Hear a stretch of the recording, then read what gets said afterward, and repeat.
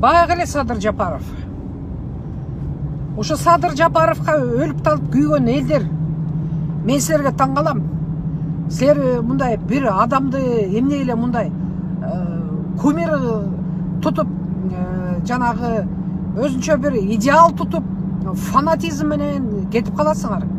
Баягы чубак ажы деп өлгөндүн баары өлүп талып ошо тиги аны бир кудай катары эне атасынан артык көргөн балдардын баары азыр ошакта кыздар балдар ошочо Садыр деп жүрөт.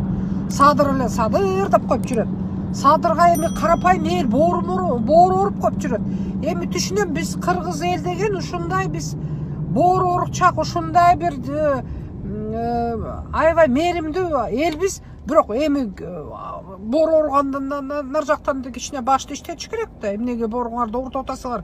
Ай, кыргыз эл, Кыргызстанга бооруңарды оорутуп өзүбүзгө, ушу кыргыз эл үчүн өзүңөргө бооруңарды оорутуп калачы. Эртеңки келечек эмне болот? Эмнеге ага түшүнүп атасыңар? Көрүп атпайсыңар эмне кылып атканын? Бир айдын ичинде эмне кылды? Бир айдын ичинде бул убактылуу эле техникалык премьер-министр, анан кийин президенттин жөнү тиги милдетин аткаруу болуп туруп, бир айдын ичинде эмне гана кылган жок я.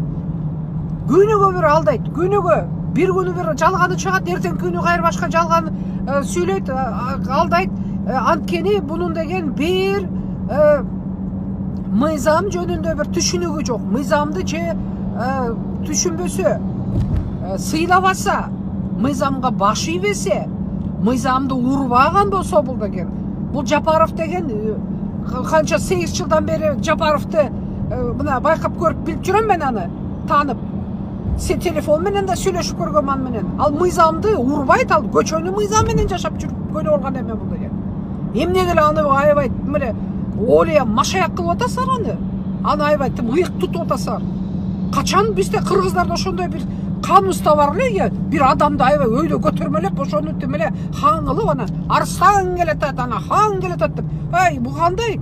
Бизде Кыргызда камуста качан бар эле ошондой? Биз кыргыздар деген эркин элбиз. Эркин. Биз деген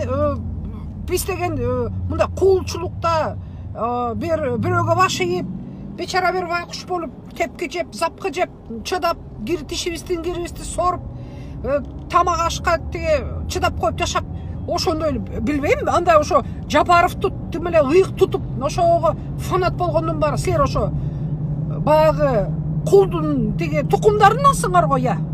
Ошолордун тукумдарына каныңарды калып калган окшойт. Ошондой элдерди мен ошондой эле көрөм мен деген анда. Эгерде силер азыр такырын башыңарды иштеп түшүнбөйтсаңар, карагылачы кадрларда кимди коюп атат? Жалаң Бакиевдин кадрлары, силер эмне билбейсиңерби? Жапаров деген бул деген Бакиевдин проекти, Бакиевдин аркылуу келди. Максим бүт жардам берди. Акча тыйындадан кийимдерин карагыла азыр. Карагыла, азыртан баштап көзөмөлгө народный контроль кыла баштагыла. Жапаров эмне келди? Түрмөдөн чыгып келди түнү менен. Эртеси күнү акталып алды. Акталып дебедимби, сотко чечимин жокко чыгарып кайрадан ылдый жакка түшүрүп деп. Ошондон баштап карагыла. Кайсы мүлкү бар пайда боло баштады, эмне кийимдери боло баштады, каяктан келе баштады, каяктан бизнеси жок болсо, айлыгы жок болсо, каяктан ошо мүлктөрдү үй машина ошо кийим-кечекти каяктан келип атат деп карагыла. Элден көзөмөл ошону байкагыла. Анан азыр мына орустар, Бакиевден жана Новиков, анан эмне деген орустардын баарын коет. Анын баары Максим Бакиевдин туугандары. Максимдин энеси деген орусда. Ошолор келип атат. Карагылачы кимди коюп атат? Жалаң өзүнүн жанында отурган, түрмөдө отурган жанагы сокамерниктерин түрмөлөш, досторун коюп атат, бүт зектерди коюп атат. Мына азыр кол коюп чыгарып коюптур. Азыр түрмөдөн мына чыгып атат, амнистияны шыкылдатып, колду направо налево 2000 канча 3000 чыгарам дептир. Чыгып атат азыр түрмөдөн немелер. Эми баягы туура арасында бардыр, мыйзамсыз отуруп мындай случайно кетип калгандар бар. Бирок кечирип койгула. Президенттин деңгээли мындай болбойт. Президенттин деңгээли мындай болбойт. Өкмөттүн түзүлүшү, мамлекеттин түзүлүшү, мыйзамды бир сыйлабаган. Эми жанагы бир чал бар эле, адвокатмын деп, анан өзүн бир укук коргоочумун деп жүргөн, бир 70ке чыгып калган бир чал.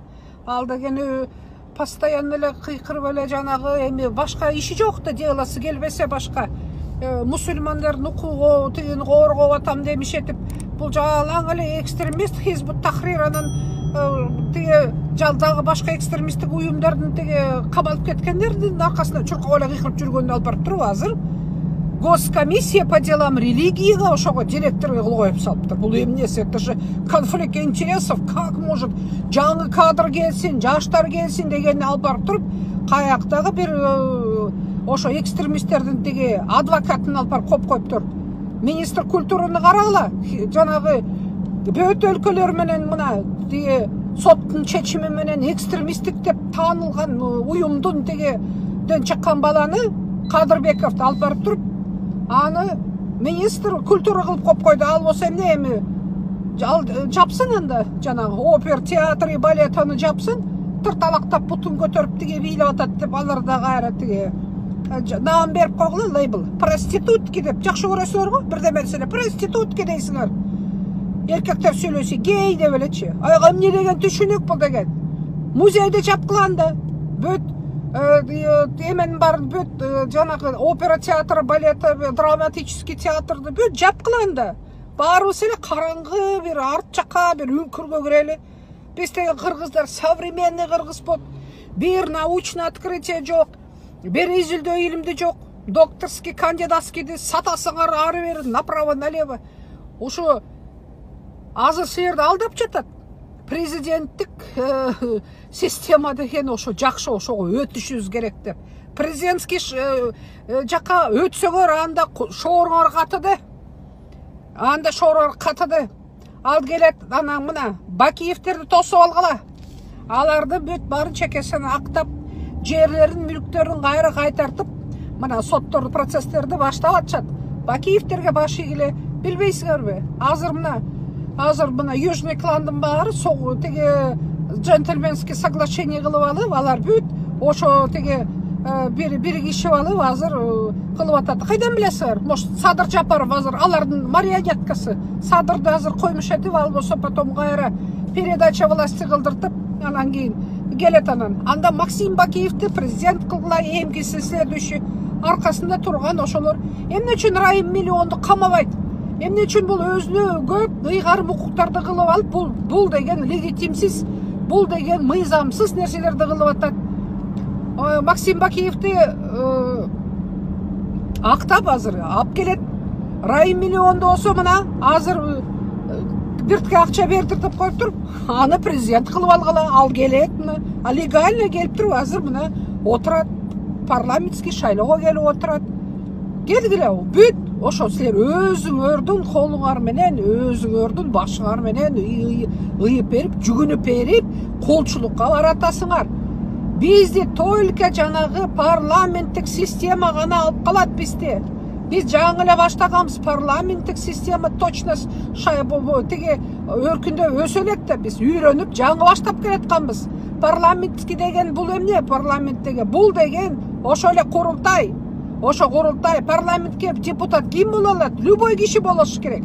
Таксист болосуңбу, базарда соода кылган киши болосуңбу? Сен өзүң эгерде ошо айлапаң жерде ошо партияң менен келип, сени колдоп берсе, пожалуйста, кел жогорку кеңешке отургунуң. Кел отургунуң.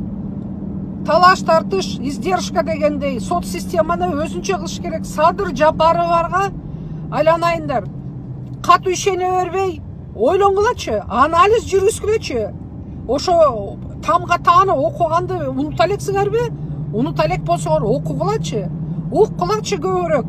Садыр эле садыр деп. Эгерде жанагы Раматлык Чубак Жалилов ал болсо өзүнүн мозга обработкасын кыла берсе, эми келип алып садыр эле садыр деген мозга обработка. Ошонун бүт жанагы фанат жетимдери бүт садырга азыр тапит этип жүрөт. Кыргызстандын келечегин бир ойлобогон эмекенсиңер. Булар деген Кыргызстанга ачка түрмөдөн бир сокур тыйыны жок. Бул деген бай силерди калпайтып, комтөрдүн маселесин көтөрүп жүрүп келип алган ачка Садыр Жапаров, анын аркасында турган Бакиевтер, анын аркасында турган Матраимов, аркасында турган чорнелер, бандиттер келип алып Кыргызстанда азыр бүт тонойт. Бөт тонойт азыр деген болгон калгандарын саттыртып алдыртып. Эмнеге ошону түшүнбөйсүңөр, мен билбей атам мен деген. Ошону эмнеге көзүңөр көрбөйт силерге? Өзүңөргө бооргарды орткулачы. Садыр Жапаров дей бербей. Адамды, киши, түрү кишини кудай кылган бизде Кыргызстарда болгон эмес. Тирүү адамды кудай кылганыңар токтоткула.